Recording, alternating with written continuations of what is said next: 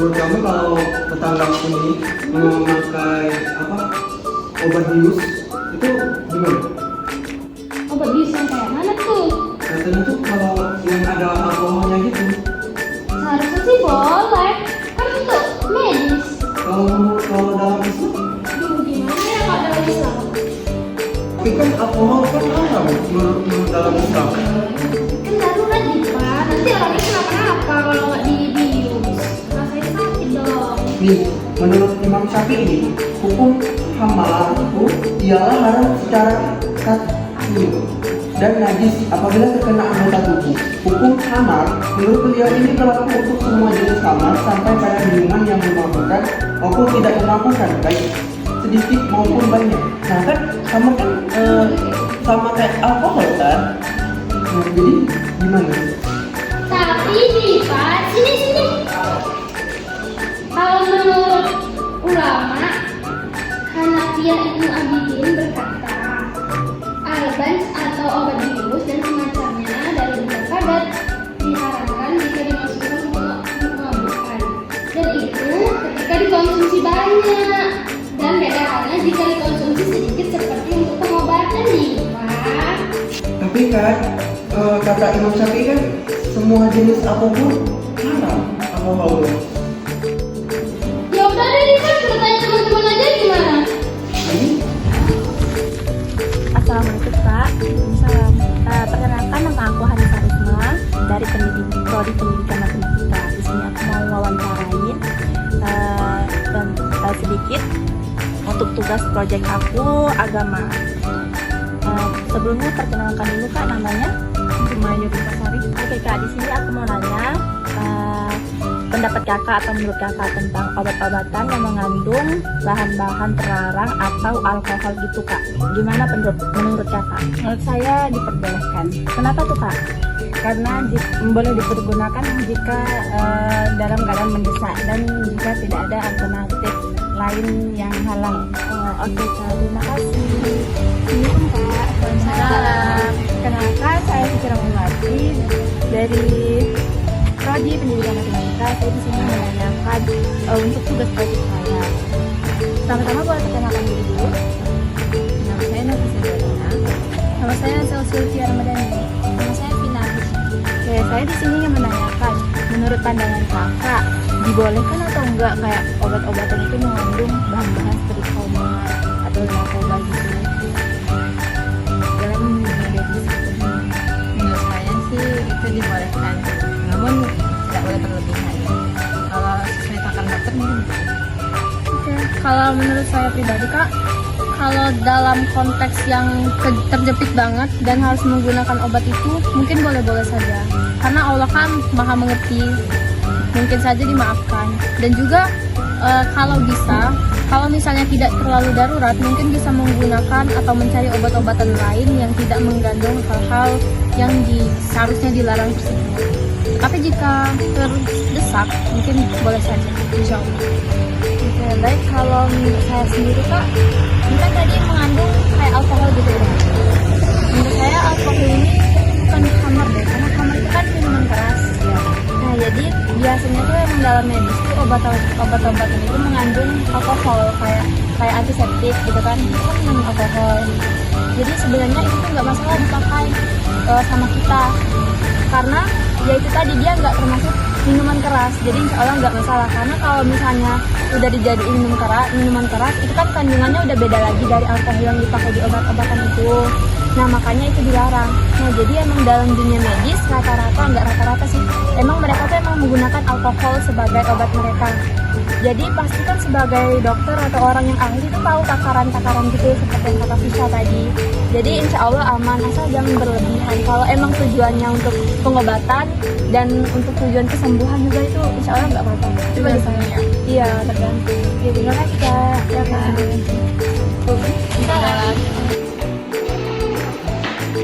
Pak, halal kamu? Apa iya? Kalau gitu kita tanya aja ya lebih mengerti lagi. Ya kayak dosen gitu. Iya. Sebelumnya perkenalkan, kami dari Prodi Pendidikan Matematika, terutama saya Ririn Ramadanti.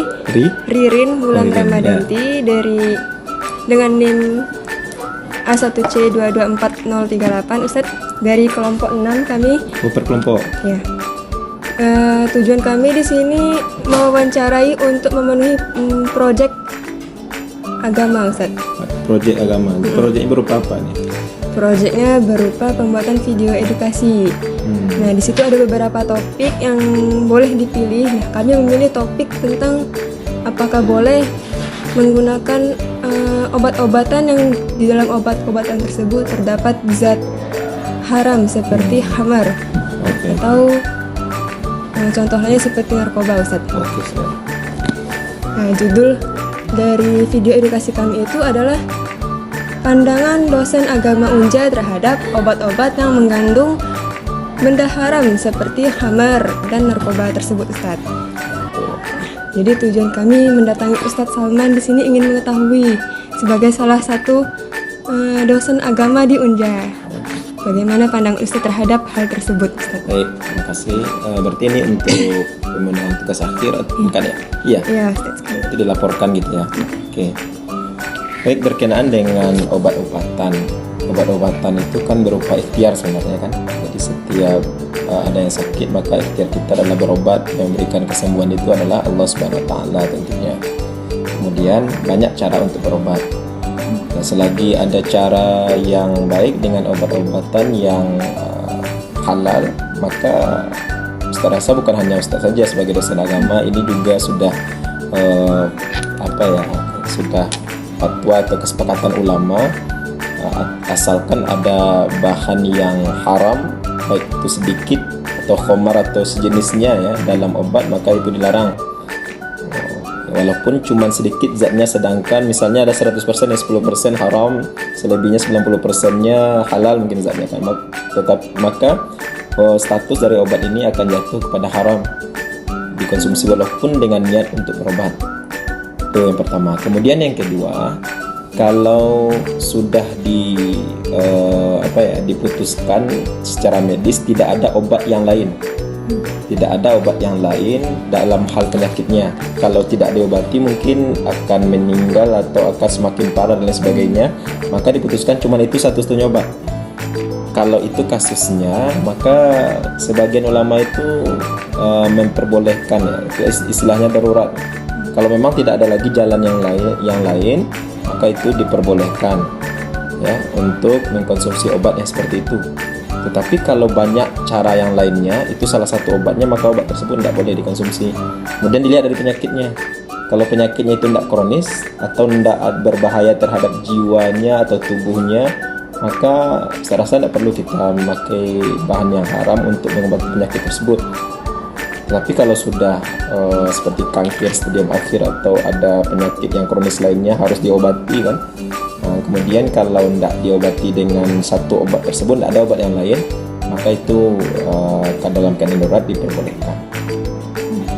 Nih pandangan Ustadz nih berkenaan dengan hal tersebut.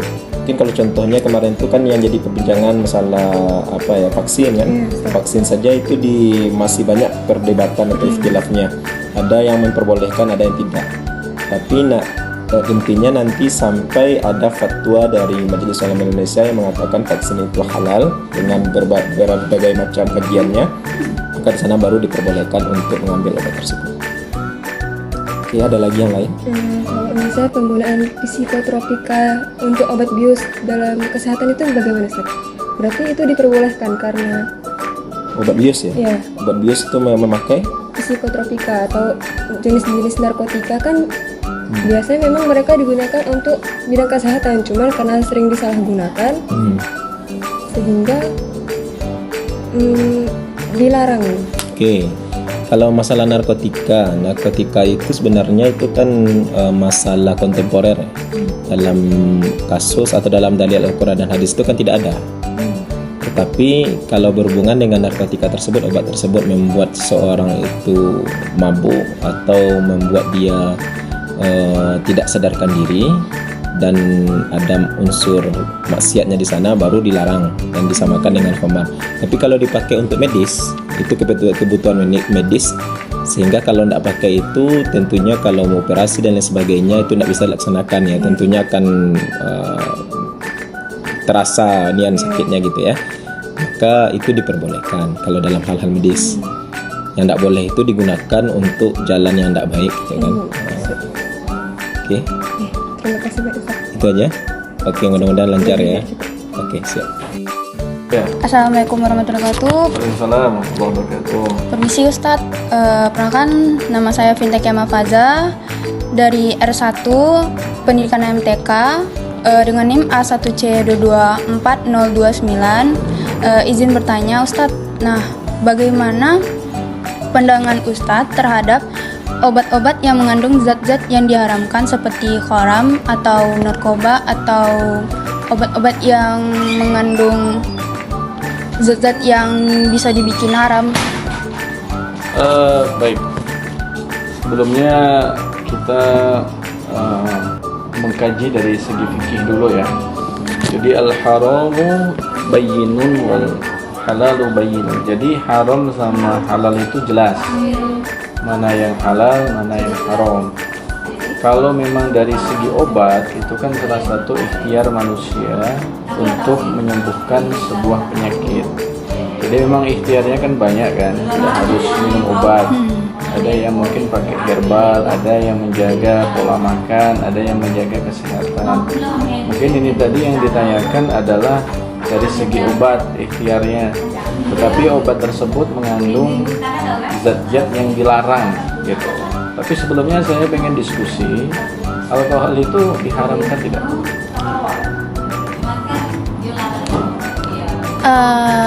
Diharamkan karena kan dia ada yang mengandung misalnya nih, kalau dia terlalu banyak mengonsumsi dia akan menyebabkan kayak pusing atau kayak gimana gitu.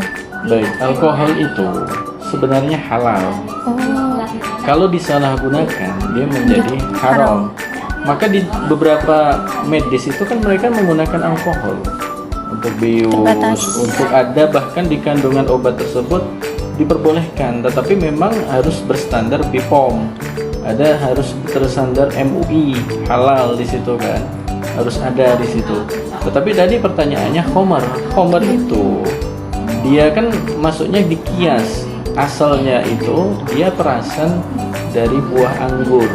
Karena perasan dari buah anggur difermentasi, ditimbun lama dia menjadi memabukkan. Nah, khamr itu dia juga sama-sama memabukkan, jadi sama-sama hukum asalnya adalah haram. Gitu. Jadi kalau saya yakin kayaknya kalau obat itu mengandung khamr gak ada. Mungkin pertanyaannya adalah mengandung alkohol.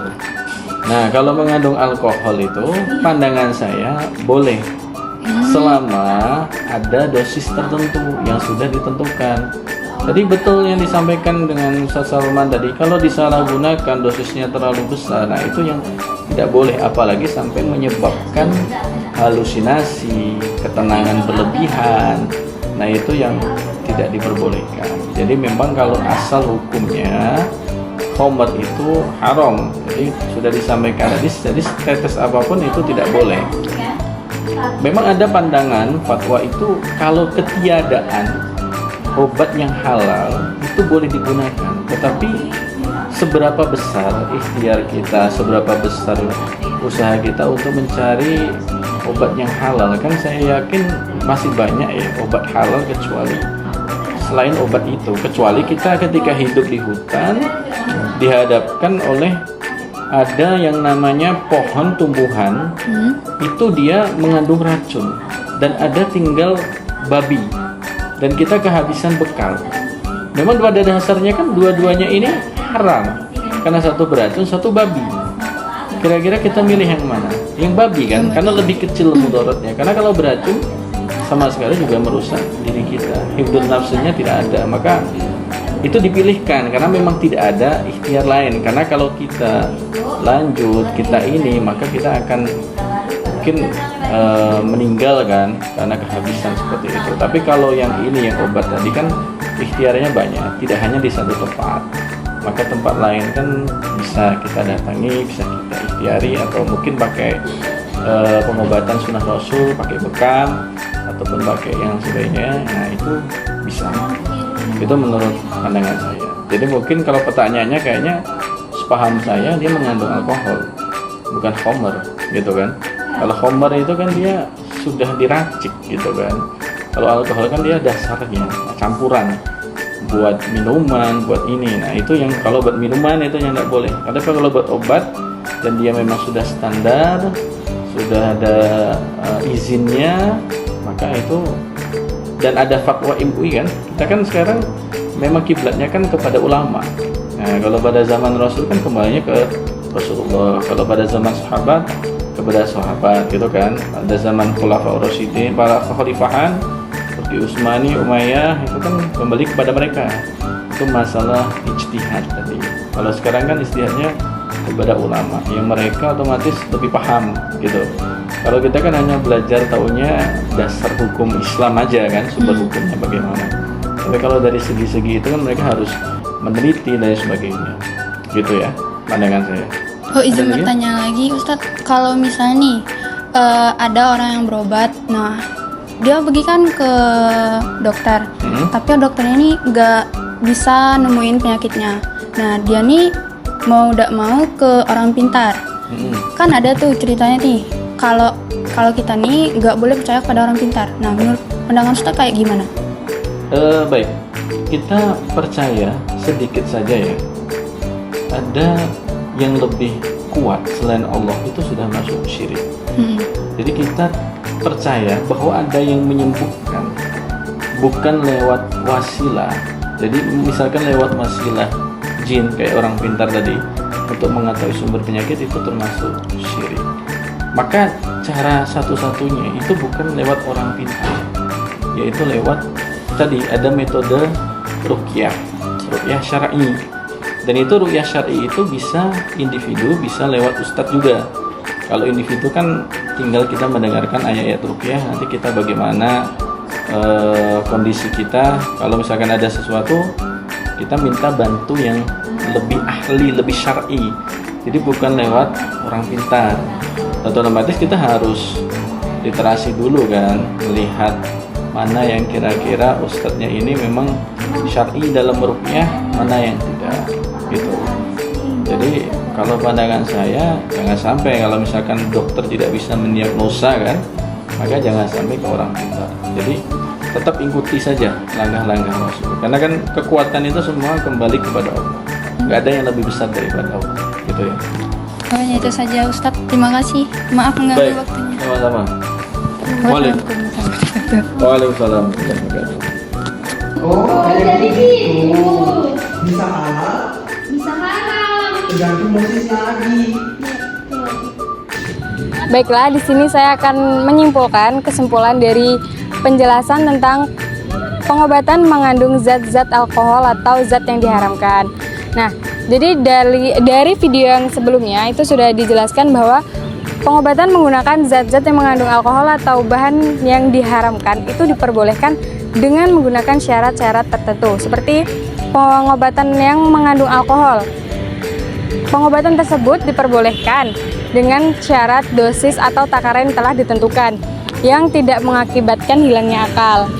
Lalu pengobatan dengan menggunakan zat-zat yang mengandung haram, nah itu bisa dilakukan atau diperbolehkan apabila dalam keadaan darurat atau mendesak. Nah, jadi sudah jelaskan tentang pengobatan-pengobatan yang mengandung zat-zat yang berbahaya. Baiklah, mungkin hanya itu kesimpulan yang saya sampaikan. Terima kasih.